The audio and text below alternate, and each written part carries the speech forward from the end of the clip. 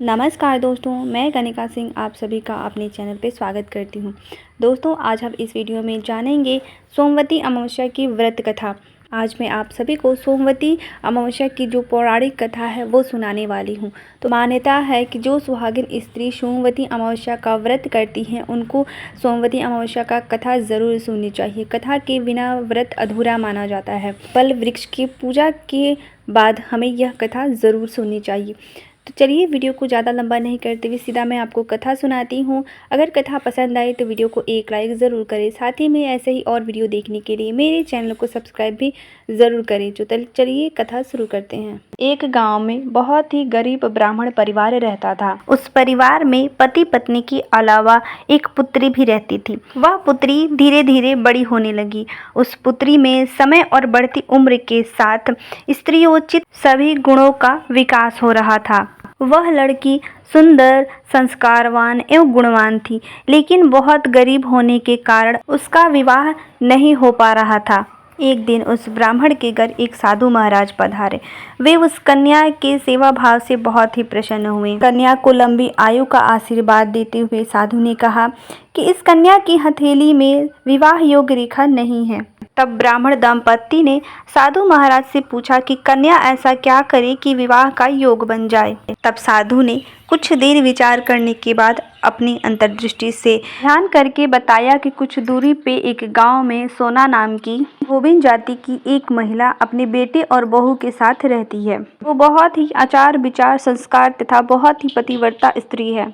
यदि यह कन्या उस महिला की सेवा करे और वह महिला इसकी शादी में अपनी मांग का सिंदूर लगा दे, उसके बाद इस कन्या का विवाह हो तो इस कन्या का वैधव्य योग मिट सकता है। साथ ही में साधु ने यह भी बताया कि वह महिला कहीं आती जाती नहीं है। यह बात सुन ब्राह्मणी ने अपनी बेटी से धोबिन की सेवा करने की बात कही।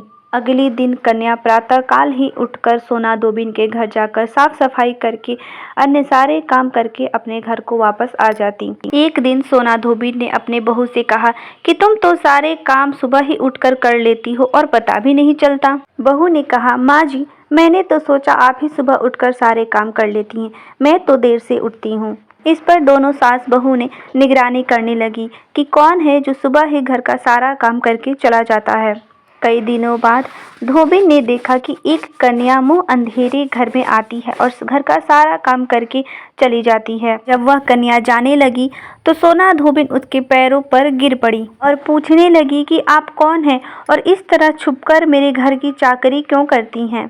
तब कन्या ने साधु द्वारा कही गई सारी बात बताई।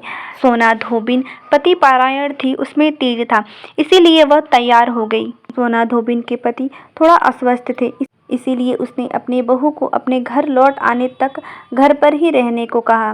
सोना धोबिन ने जैसे ही अपने मांग का सिंदूर उस कन्या की मांग में लगाया, उसका पति मर गया। उसे इस बात का पता चल गया। वह घर से निर्जला ही चली थी, यह सोचकर कि रास्ते में कहीं पीपल का पेड़ मिले तो उसकी भौरी देकर उसकी परिक्रमा करके ही जल ग्रहण करेगी। उस दिन सोमवती अमावस्या थी।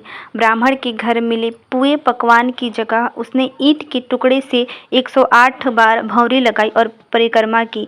इसके बाद उसने जल ग्रहण किया। ऐसा करते ही उसके पति के मुर्दे शरीर में जान आ गई और उसका पति जीवित हो उठा। इसीलिए सोमवती अमावस्या के दिन से शुरू कर हर अमावस्या को जो पीपल वृक्ष की भौरी लगाता है उसके सुख और सौभाग्य में वृद्धि होती है। पीपल के पेड़ में सभी देवों का वास होता है, इसीलिए हर अमावस्या को पीपल वृक्ष की भौरी देनी चाहिए। अतः जो व्यक्ति हर अमावस्या को भौरी ना दे पाए उसे सोमवार को पड़ने वाली अमावस्या के दिन 108 वस्तुओं से भौरी देकर सोना धोबिन और गौरी गणेश की पूजा करनी चाहिए। इससे उनके सुख और सौभाग्य में वृद्धि होती है, अखंड सौभाग्य की प्राप्ति होती है, घर में सुख समृद्धि बढ़ती है, धन्य धान्य बढ़ता है। तो इसीलिए प्रत्येक सोमवती अमावस्या को सुहागिन महिलाओं को व्रत जरूर रखनी चाहिए। इसकी पूजा से उनको अखंड सौभाग्य की प्राप्ति होती है, घर में सुख समृद्धि आती है, धन धान्य से घर भरा रहता है। तो आशा करती हूँ आज का यह वीडियो आपको पसंद आएगा। अगर आपको कथा पसंद आए तो वीडियो को एक लाइक ज़रूर करें। साथ ही में ऐसे ही और वीडियो देखने के लिए मेरे चैनल को सब्सक्राइब भी ज़रूर करें। तो आज के लिए इतना ही, मिलती हूँ नेक्स्ट वीडियो में, तब तक के लिए नमस्कार।